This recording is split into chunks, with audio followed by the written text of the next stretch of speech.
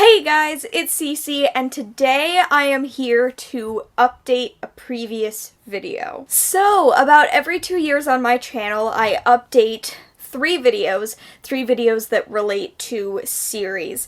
I started doing this my first year on BookTube. I did an update in 2017, and in November, my patrons voted for me to do my 2019 update. If you're unaware, my patrons choose a video that I create every single month, and if you want to learn about that perk and more, go check out my Patreon. It will be linked in the description below. But my patrons in November wanted me to update my series video, so this is going to be one of three, and today I'm going to be talking about series that I intend to finish. I always have a pretty long to-do list when it comes to series, and I think that to-do list has gotten even longer in the previous couple of years because, honestly, I have not completed that many series, so this list just keeps getting longer and longer. In 2018, I didn't read that much, and in 2019, I feel like I have been so incredibly focused on standalones, and so it has made this list a little unruly, at least in my personal opinion, but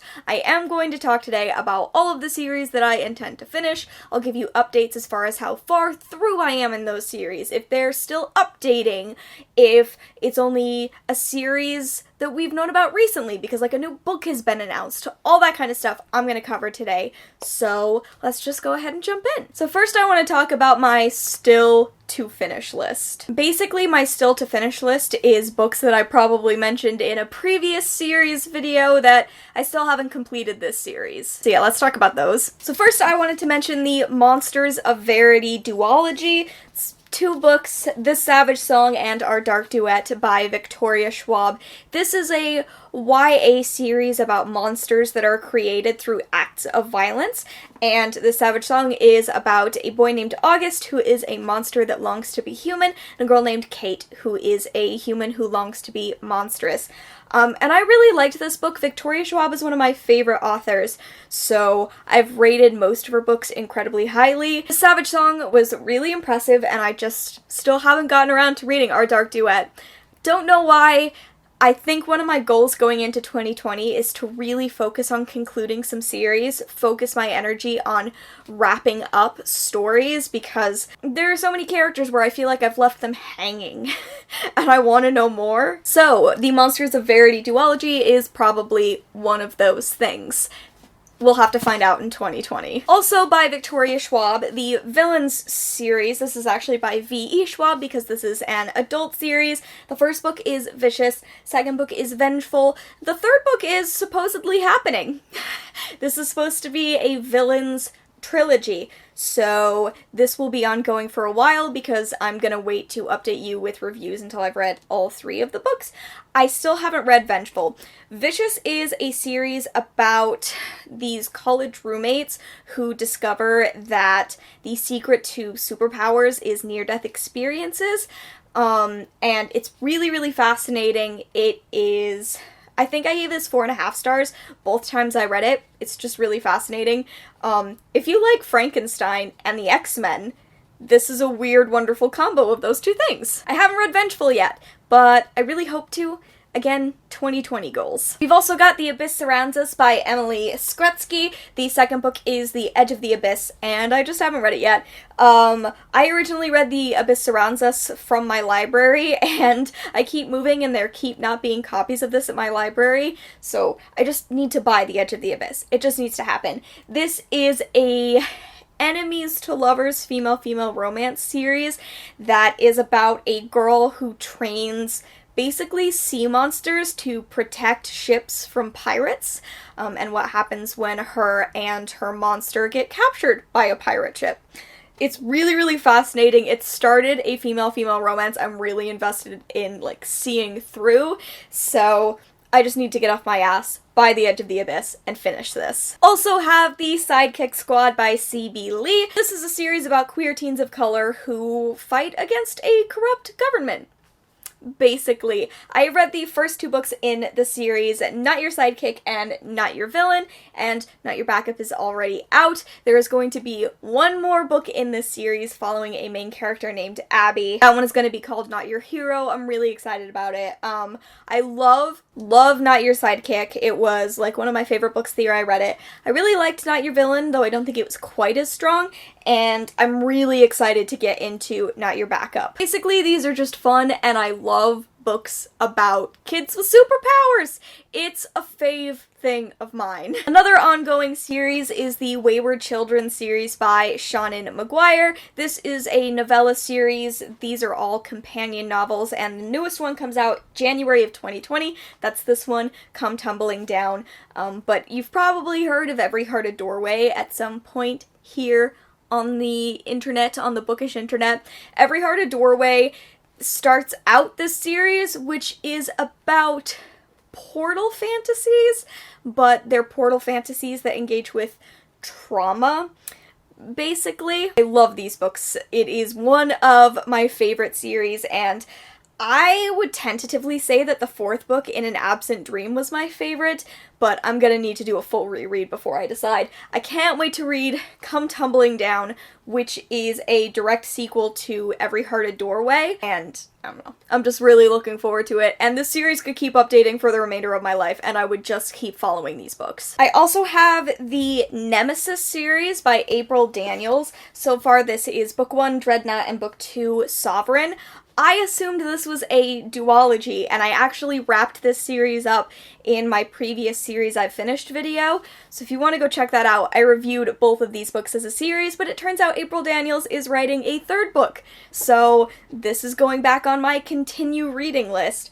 This is a series, this is going to shock you, about people with superpowers. It's about a trans girl named Danny who is sort of forced out of the closet when a superhero named Dreadnought dies at her feet, and she inherits his superpowers as well as gaining sort of her dream body. So she has to engage with transphobia, with being suddenly outed to parents who are not supportive at all, while also dealing with supervillains. Really fascinating series, its own voices for the trans rep, and I love them, so I will definitely be reading book 3 whenever it comes out. I also have the Dustlands series by Moira Young. I'm not sure if I ever officially said that I was abandoning this series in previous videos, but at one point I thought I was going to abandon them.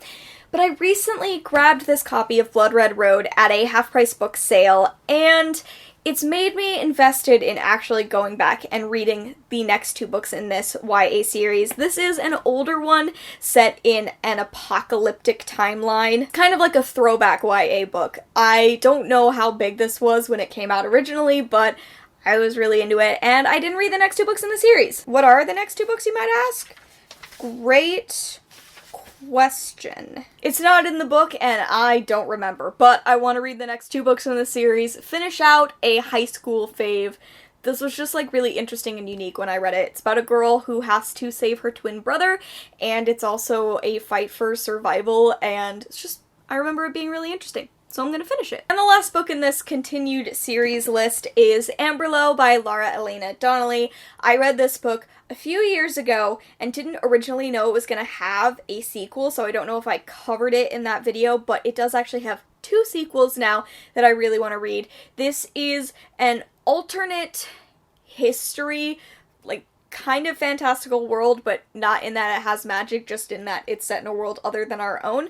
It's in sort of a 1930s Berlin-inspired world where a fascist government is in charge. There are cabarets and spies, and one of our main characters in this book, Cyril, is a spy for the fascist government, and then they find out that he is gay. And Cyril has never really agreed with this government, but now he has to go full turncoat, and it completely kind of upends his life.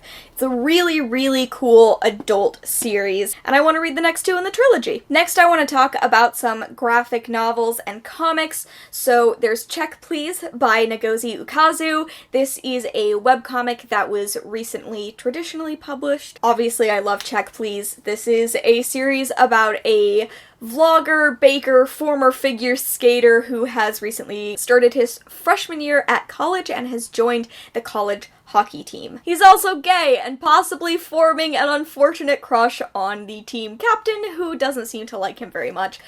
This is a wonderfully light series about found family, about coming into your own in college. It's really delightful. I keep up with this webcomic as it is updated now monthly, and I will absolutely be finishing out the series once years 3 and 4 are published traditionally as well. I also have the Witch Boy series. This is by Molly Knox Ostertag. There is The Witch Boy, The Hidden Witch, and the final book in the series was just published. I'm not remembering its name right now. This is a series about gender non-conforming magic. It's about a boy named Aster, at least in this first book it's just about Aster. In this world, girls do witchcraft and boys do shapeshifting, but Aster has an affinity for witchcraft, and that's what he wants to pursue, that's what he's good at. And then one of the boys from his community goes missing, and Aster has a way to find him, but then he would have to reveal to his family that he does witchcraft. It's a really great series. I think the beginnings of a female-female romance were teased in this book with Charlie, who is this character, and another new character. I'm really eager to finish out the trilogy, because that book just came out, and I am delighted by these graphic novels. There are also some comic series that I'm currently really interested in continuing reading. There's Goldie Vance. Goldie Vance Volume 1 is super, super delightful. It's set in sort of a 50s-inspired Florida, and it's about a girl whose dream is to be a detective, and she keeps trying to angle in on the hotel's detective spot. And there's also a female-female romance. It is adorable, and as someone who grew up loving Nancy Drew, it's, like, perfect. So I really want to continue reading the comic series. There is also apparently a book being written about Goldie Vance, and I will absolutely be reading that book as well. I also have 2 comic series that, like, recently it was announced that both of them were getting additional volumes, and I about died, and everyone messaged me everywhere to let me know that they were getting additional volumes, so thank you so much to all of you for letting me know that both of these comic series would be continuing. We have Spell on Wheels. This is a revenge road trip story about 3 modern witches who set off to find a guy because he is one of their exes. He breaks into their house and steals a spell book, and so they go on a revenge mission to track him down and get their spell book back. It is, like, equal parts Buffy and Supernatural. It's really, really great, and I can't believe we're getting another volume of this. Similarly, Heavy Vinyl! Heavy Vinyl is a comic series set in the 90s about a group of girls who work at a record store, but they also have, like, a sort of Fight Club Charlie's Angels operation where they all train so that they can be bodyguards for bands. Kind of. It's delightfully wacky. Is set in a, like, no homophobia, no racism 90s, so it's just sort of the aesthetic of that while also celebrating joy and not putting any of these characters into harmful or awful situations, and that delights me. I think it's wonderful. It reminds me a lot of Empire Records, if Empire Records got to be a lot more inclusive. So, we're getting another Heavy Vinyl, and I'm gonna die. This next section is gonna be about series that I've started in the previous 2 years. So I've either read 1 book or multiple books in this series, and since then I have decided that I want to read the remainder of the books in that series. First up, we have the Rise of the Empress series. Song of the Crimson Flower is the only book I have in this series, but if you don't know, Forest of a Thousand Lanterns is the first book. It's by Julie C. Dow, and it is a dark East Asian-inspired retelling of the Evil Queen from Snow White. I really liked Forest of a Thousand Lanterns. I didn't quite as much like the second book in the series, and I thought it was just going to be that. It was a duology, but Song of the Crimson Flower is actually officially marked as book 2.5 in the Rise of the Empress series. So this is set in the same world after the events of book 2, and it includes some characters from those 2 books on a new adventure with new main characters. So I am interested in giving this one a shot. I'm really hoping that I like this one a bit more than I liked Kingdom of the Blazing Phoenix. We also have the Broken Earth Trilogy by N.K. Jemisin. I've only read book 1, the 5th season, but there are 2 more books in the series, The Obelisk Gate and The Stone Sky. Thank you for putting them on the back. This is a super interesting series about oppression that explores a society where natural disasters can, spell the end of civilization, and there is this group of people who have the ability to control the earth, but instead of being celebrated and revered, they are severely oppressed. They are kind of the lowest group in the society. But it also manages to do this while having a cast of entirely people of color, so it's not one of those things where it's like, hey, let's explore for white people what oppression would be like, which annoys the shit out of me. N.K. Jemisin is an absolutely brilliant writer. The 5th season was one of the most innovative and fascinating fantasy books I've ever read, and I've heard The Obelisk Gate and The Stone Sky are just as incredible, so I'm really hoping I can binge through this trilogy in 2020. Next up, I have the Reader Trilogy by Tracy Chee. I have read book 1, The Reader, and then I have books 2 and 3, The Speaker and The Storyteller. Originally, this was called the Sea of Ink and Gold series, but that got changed, so now they're the Reader Trilogy. This is a YA fantasy series about a world where the written word doesn't exist, and then the main character, Sophia, discovers a book. And as she continues to decipher this book, she discovers that it holds way more stories than should conceivably be possible. There's a little bit more to it, but The Reader was so interesting and original, and I loved reading it, and I've had books 2 and 3, and I really just need to immediately finish this series because it was such a fascinating start to this world. Sophia is such a cool character. There's also a side character named Archer who I love, and there's a pirate captain that I love, so I really just need to jump in and finish these next 2 in the series. There's also the Brilliant Death series by Amy Rose Capetta. I don't know if this is going to be a duology or a trilogy, but this is a YA fantasy about a girl named Theodora who is learning about her own abilities with magic, and then she finds a person with magic who uses this magic to change their appearance from male to female, and so Theodora is exploring that side of herself while also trying to get revenge on a family that tried to murder her entire family. I'm gonna pop up the cover for book 2 right here because I think it's really, really cool. The author has been very vocal about how cool it is to have non-binary folk kissing on the cover of a YA book. I agree.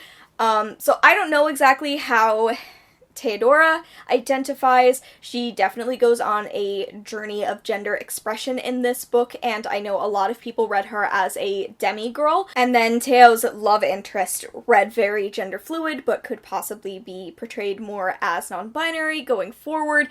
It was just a really interesting series, so I'm really eager to continue reading. And this is set in an Italian-inspired old fantasy world with mafia families, and it's just really original and cool. I also have Next Year in Havana by Chanel Cleeton, which now has a companion novel, When We Left Cuba. So I read Next Year in Havana at the end of 2018, really loved it. This is a dual POV romance novel that's set during the Cuban Revolution, and it's about a girl who is going back to Cuba to spread her grandmother's ashes. And it's just a really fascinating book overall. And When We Left Cuba is about a character from Next Year in Havana named Beatriz, who is the most fascinating and mysterious character. So I will definitely be reading When We Left Cuba soon to complete this duology. I think it's just these 2, but you never know. It could get an expansion. I'm just excited to read this. You're never gonna believe this, but I have another book to talk about that features superpowered teens. The Renegade series by Marissa Meyer. So this is a book. It's a dual POV book. This is a book. What an intro. Such booktubing. This is a dual POV YA fantasy about 2 characters who are on opposite sides, of course. In this society, there's a group called the Renegades. They are a collection of people who have superpowers, and they've pretty much become the government in this society. It's just like a whole system built around the renegades. And so it is about Adrian, who is the child of two of the founding members of the renegades. And then it's about a character named Nova. She is from a group called the Anarchists, who are against the renegades because they believe that this system is corrupt, that people with superpowers shouldn't be in charge, because if you just have super people in charge, then who is thinking about people without abilities? But it's a really cool book about, like, people on two sides of a conflict. We really understand both points of view, and it makes sense why they're against each other, but it also makes sense why they both think that the other won't work, because it's not a perfect system. I don't know. I really liked this. There are 2 more books in the series. I believe the final book just came out, and I read this at the beginning of this year, and I've just been waiting until I can eventually get, like, these floppy paperback editions, because that's apparently where I'm at now as a person. I refuse to read these books unless I can just get a nice paperback version. I also have the Binti series by Nnedi Okorafor. This is a novella trilogy. I have read Binti. I read it earlier this year. I have Binti home, but I haven't read it, and then I don't own the 3rd book, and obviously haven't read that yet. This is a novella about a girl who is leaving her home planet to become the first of her race to attend this really prestigious intergalactic school, and en route to the school, her ship is boarded by aliens who are seen very much as an enemy, and Binti winds up being the one who has to kind of deal with this. It's a really, really interesting novella. So I have heard this is pretty good, but the continued series is even better. Like, there's just so much that's investigated with these books. They're really highly celebrated. After not having a ton of luck with Nnedi Okorafor's middle grade, I was really excited to find out that I possibly love her adult fiction, so I'm gonna read the series and then hopefully jump into some of her other adult fantasy and sci-fi. I also have the Wayfarers series by Becky Chambers. A lot of people probably know about The Long Way to a Small Angry Planet. This wound up being one of my absolute top favorite books of this entire year, and one of my favorite books of all time. It is just a very slow, character-driven story about a crew aboard a spaceship. It's like 1.5 to 2 years in their lives, and it's delightful and hopeful and wonderful and, like, everything I could ever want it to be. There's also a female-female romance later on, but I'm incredibly eager to read the other 2 books in this series. I know the second one is A Closed and Common Orbit. I don't remember what the 3rd one is called, but, like, this book changed me as a reader. It just is one of my favorite books ever written, ever, so I'm obviously reading the rest of them. There's also the Interdependency by John Scalzi. I don't own any of these books because I listened to the first one on audio. This is an adult sci-fi series that is about... It follows 3 main characters. And it is set in a sci-fi world where warp travel doesn't exist. Instead, there are these pathways that lead to and from different planets that allow people to travel fast enough to actually get to different planets, but if you fall out of these flows, then you are just stranded. And it's formed a whole system of planets called the Interdependency, where no planet can survive without the other, and then the flow starts to break down. I loved listening to this. The 2nd book is already out. The 3rd book comes out in April of 2020, and I just think that this was, like, setting the stage for a really, really cool world that I can't wait to investigate further, because book 1, I literally spent the whole time being like, how are they gonna deal with this? What is the solution? And now I get books 2 and 3 to determine how they're gonna deal with it. And the last book in this portion of the video is the Dreamer Trilogy by Maggie Stiefvater. This is book 1, Call Down the Hawk, and this is a spin-off series from the Raven Cycle, following Ronan Lynch. You probably already know that the Raven Cycle is one of my favorite series ever. It's my 2nd favorite series after Harry Potter, so of course I was going to jump right in to the Dreamer Trilogy, which is a a fascinating book that is completely different from the Raven Cycle, but this is going to be a new trilogy, and I read and loved this book. I'm obviously gonna read the next two. Like, release day for every single one of these, I'm reading the Dreamer Trilogy. The last section of this video is going to be dedicated to series that books were only recently announced. These only recently became series, or when I originally did series videos, I didn't yet know that these were going to be part of a series. So the first of those is A Fire and Stars by Audrey Colthurst. This is a series about a girl who is engaged to a far-off prince. She's betrothed to a far-off prince, and then she falls in love with his horse-riding sister instead. Which was, like, in 2016, the greatest pitch any gay girls had ever heard of. We all lost our minds over A Fire and Stars, and I was really delighted by it. I think it's a wonderful book. And then shortly after it was released, we got a book that was set in the same world called Ink Mistress, but it's set, like, hundreds and hundreds of years before this book, and now we have Of Ice and Shadows, which is the direct sequel to A Fire and Stars. So, I didn't know this was going to be a series, but now I have, like, a really intense prequel book, which is about gods and goddesses, and Of Ice and Shadows is just the sequel to A Fire and Stars. So I'm gonna read these. I also have kind of an obscure one, and that is East. East by Edith Patu is a retelling of East of the Sun, West of the Moon. I read it in high school and loved it, and, like, read it from the library, loved it, constantly recommended it to friends, and that was it.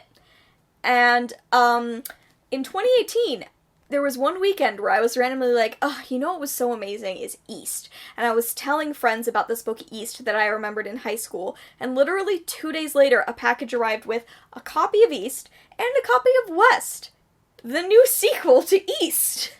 It was like the weirdest weekend of my life. So, I don't know that much about West. I know literally nothing.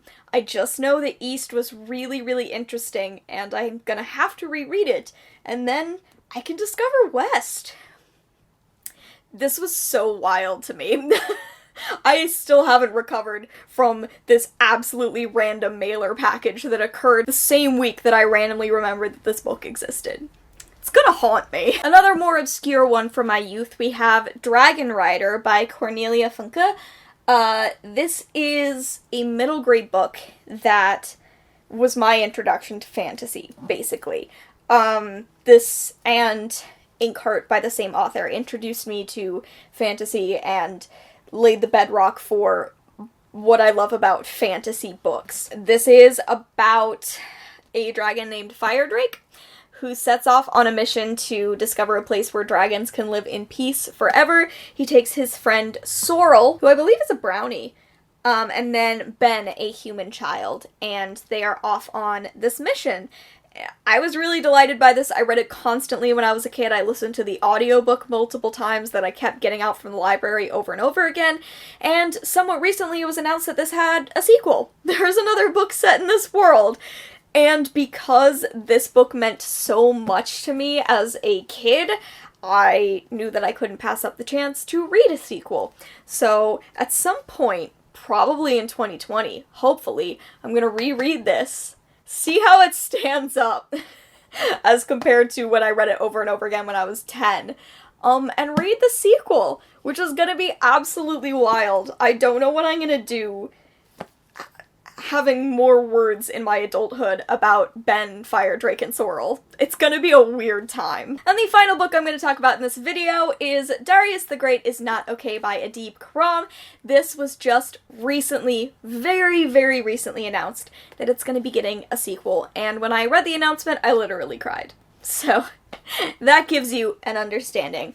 I talked about this in my favorite books of all time video, if you want to check that out. This is about a kid named Darius Kellner who is biracial. Darius deals with depression, and he has recently found out that his grandfather is very sick, so he's going to go and meet most of his Persian family for the first time, and he's really, really never felt connected to that part of himself. And it's also sort of about the very early beginnings of Darius realizing he might be queer. It's really not on page in this book. It's gonna be on page in the second book. But I absolutely love this. It's about inherited depression and family feels and about Darius using Star Trek to try to connect to his Persian family, and I love it. And I'm gonna sob on every page in the sequel. Okay, that is it. Those are all of the series that I would like to complete as of right now. This is a very long list. I have a lot of things that I want to complete, so, you know, hold me to it. Ask me about series in 2020. Just comment on videos constantly being like, hey, when are you gonna finish reading this series? When are you gonna finish reading this series? Because I'm really bad about completing series. If you have read any of these full series, please let me know in the comments below how you felt about various books. If the series gets better, if it gets worse, let me know your thoughts and feelings. Other than that, thank you so much for watching. I hope you enjoyed, and I will see you in another video very soon. Bye!